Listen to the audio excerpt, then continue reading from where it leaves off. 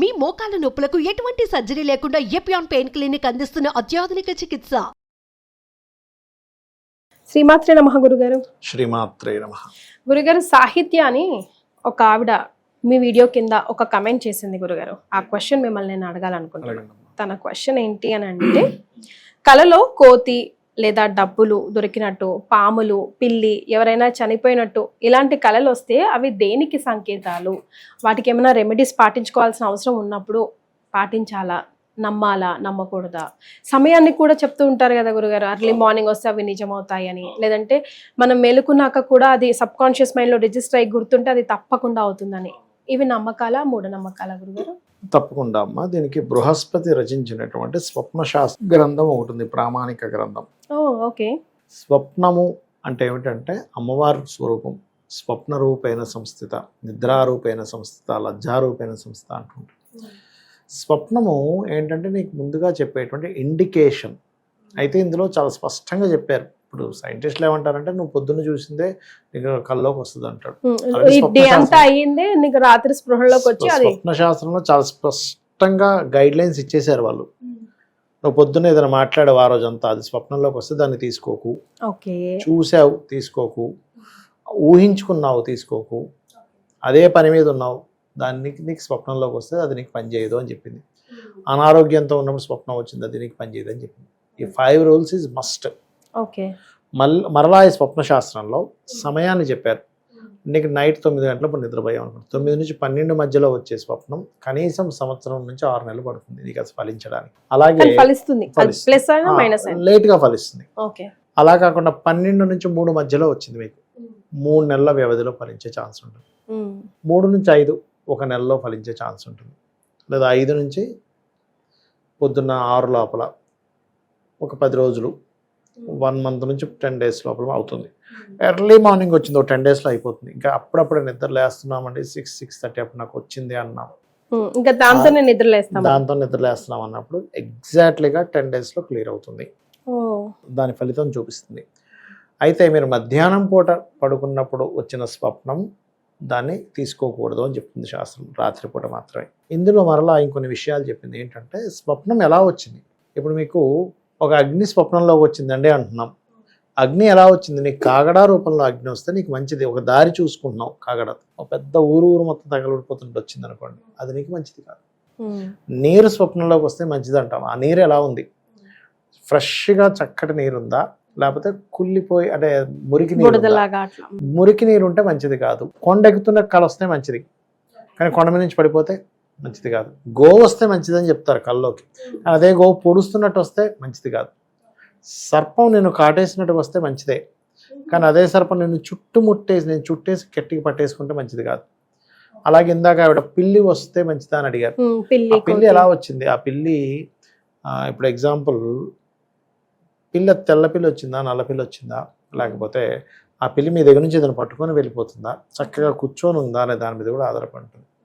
ఇక్కడ ఏంటంటే ఒక స్వప్నం, ఒక వస్తువు, ఒక జీవి రూపంలో వచ్చినప్పుడు దాని యాక్టివిటీ చూడాలి. అర్థమైందమ్మా? అలాగే కోతి వస్తే మంచిది కాదు అంటారు. అది ఎలా వచ్చింది? ఇప్పుడు కోతి రూపంలో వచ్చి రావచ్చు అనుకోవచ్చు. అంటే అట్లాగా నాకు ఒక వ్యక్తి ఇట్లాగే కోతి వస్తే మంచిది కాదండి, చాలా భయపడిపోతున్నా అంటే ఎలా వచ్చింది వివరించమన్నా నేను అన్నప్పుడు ఆయన ఏం చెప్పారంటే, లేదు సార్, ఒక కోతి నడుచుకుంటూ వచ్చి అక్కడ రాముడి యొక్క పట్ట దాన్ని మొక్కుకుంటుంది అన్నాడు. అరే ఇంకా మంచిదయ్యా బాబు అన్న. నువ్వు కూడా చేయమని చెప్తుందేమో, ఎవరికి తెలుసు. అయితే ఇంకోటి, స్వప్నాల్లో ఒక్కోసారి దేవతలు వస్తారు. ఎవరైనా తదేకంగా ఒక మంత్రం చేస్తున్నారు అనుకోండి, మా స్వప్నంలో ఒక దేవత వస్తుంది. దేవత వచ్చి పట్టుకెళ్ళి ఆ దేవతా సంకేతమైనటువంటిది ఏదైతే ఒక పండు, ఒక అన్నము తినిపిస్తుంది కూడా. ఒక జపం తదేకంగా భక్తి శ్రద్ధలతో చేశాడు, దేవత ఖచ్చితంగా వచ్చి తీరుతుంది స్వప్నంలోకి. అంటే సిద్ధించిందని అర్థం, అక్కడ మంత్ర సిద్ధి జరిగిందని అర్థం. అలా ఏంటంటే స్వప్నం ఒక్కోసారి మనకి చెడు స్వప్నం వచ్చింది, శాస్త్రం ఏం చెప్తుంది అంటే, చెడు స్వప్నం వచ్చింది, మెలకు వచ్చింది, మీరు చక్కగా నిద్ర లేచి కాళ్ళు చేతులు కడుకొని మళ్ళీ నిద్రపోమని చెప్పింది. నిద్రపోయినప్పుడు ఇంకో మంచి స్వప్నం వచ్చింది అనుకోండి, ఈ చెడు స్వప్నం క్యాన్సిల్ అయిపోతుంది. అలా కాదండి, నాకు చాలా మంచి స్వప్నం వచ్చింది, 4 గంటలప్పుడు నిద్ర లేచాను, అబ్బా ఇంత మంచి స్వప్నం అనుకున్నా, అలాంటప్పుడు నిద్రపోవద్దని చెప్పింది శాస్త్రం. మళ్ళీ ఇంకా నిద్రపోకూడదు, మంచి స్వప్నంగా. మళ్ళీ తర్వాత చెడు స్వప్నం వస్తే మంచి స్వప్నం ఫలితం పోతుంది. నిద్రపోకుండా చక్కగా నిద్ర లేచిపోయి మనిషి కాలకృత్యాలు అవి తీర్చేసుకొని ఒక పూజ చేసుకోవాలి. ఇంకొకటి చాలామంది తెలియక ఏం చేస్తారంటే ఒక చెడు స్వప్నం రాగానే పొద్దున్న లేచి ఇంట్లో వాళ్ళు చెప్పేస్తారు. అలా చెప్పొద్దని చెప్తుంది శాస్త్రం. మంచి బోత్ పాజిటివ్ నెగిటివ్ ఏదైనా చెప్పకూడదు. వెంటనే మీరు చక్కగా నిద్రలేచి మీరు ఇంట్లో చేసుకునేటువంటి పూజ చేసేసుకున్న తర్వాత చక్కగా భోజనం అయిన తర్వాత టెంపుల్కి కూడా వెళ్ళొచ్చేసిన తర్వాత మధ్యాహ్నం పూట చెప్పాలట. అదొకటి. ఇంకొక విషయం ఏంటంటే స్వప్న శాస్త్రం లో ఉన్నటువంటి కొన్ని విషయాలు ఏంటంటే మీకు ఎట్లాంటి చెడు స్వప్నం వచ్చినా కూడా మీరు కనుక గజేంద్ర మోక్షం విన్నారు, యూట్యూబ్లో గజేంద్ర మోక్షం వస్తుంది. ఒక గంటన్నరలో ఉంటుంది అది. కొంతమంది అది విన్నారంటే చెడు స్వప్న దోషం పోతుంది. ఎందుకంటే ఇది అమ్మవారు స్వప్నం అనేటువంటిది అమ్మవారు ముందుగా నీకు ఇండికేట్ చేయడం.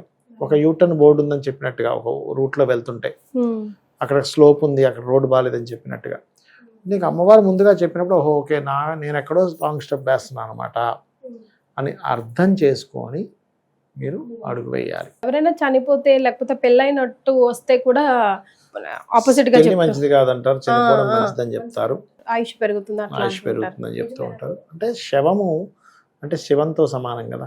ఓకే. అందుకని మరి పెళ్లి సంబంధించిన దాంట్లో రెండు ఉన్నాయి. అందులో మళ్ళీ పెళ్లి అయ్యి గొడవై విడిపోయినట్టుగా వస్తుంది కొంతమందికి. నార్మల్గా పెళ్లి అయినట్టు వస్తే పెద్దగా భయపడాల్సిన పని లేదు, మంగళకరమైన విషయమే కాబట్టి పెద్దగా భయపడాల్సిన పని లేదు. అది ఎలా వచ్చింది ఇక్కడ ఏంటంటే స్వప్నానికి దాని స్టోరీ ఎలా వచ్చిందని గుర్తు తీసుకోవాలి. కొంతమందికి ఏదో స్వప్నం వస్తుంది కానీ మర్చిపోతారు, అప్పుడు దానికి ఏం ఫలితం ఉండదు. మర్చిపోతే ఫలితం ఉండదు, పెద్దగా ఏమి ఉండదు, ఫలితం ఉండదు. బలంగా మీకు బాగా గుర్తుపెట్టుకునేలాగా అది చెడుగానే మంచిగానే స్వప్నం వచ్చింది, చాలా క్లియర్గా ఆ స్వప్నంతో నిద్రలేచిపోతారు కొంతమంది ఉలిక్కిపడి కూడా. దాని ఎఫెక్ట్ ఎక్కువగా ఉంటుంది అది. కాబట్టి ఏంటంటే ఎటువంటి స్వప్నం వచ్చినా మన త్రిజట స్వప్న వృత్తాంతాన్ని రామాయణంలో చదవడం వినడం కానీ, లేకపోతే గజేంద్ర మోక్షం వినడం కానీ, రామాయణ మహాభారతాలు లాంటివి వినడం కానీ, బాగా దీర్ఘంగా అంటే ఇబ్బంది పడినటువంటి స్వప్నాలు బాగా ఎక్కువ చెడుగా వస్తే కనుక రామాయణ మహాభారతాలు పూర్తిగా వింటే ఆ స్వప్నం యొక్క ప్రభావం మీకు 1% కూడా పనిచేయదు. సో సాహిత్య గారు ప్రశ్న మీదైనా గురుగారు చెప్పిన సమాధానం చాలా మందికి ఉపయోగపడుతుందండి. అలాగే ఇట్లాంటి వాల్యుబుల్ కమెంట్స్ ఏమైనా ఉంటే కనుక డెఫినెట్గా మేము గురుగారి ముందు పెడతాం. దాని ద్వారా మీ ప్రశ్న ద్వారా సమాధానం 10 మందికి కూడా అంది మేలు జరుగుతుందని ఆకాంక్షిద్దాం. ధన్యవాదాలు గురుగారు. శ్రీమాత్రే నమః. శ్రీమాత్రే నమః.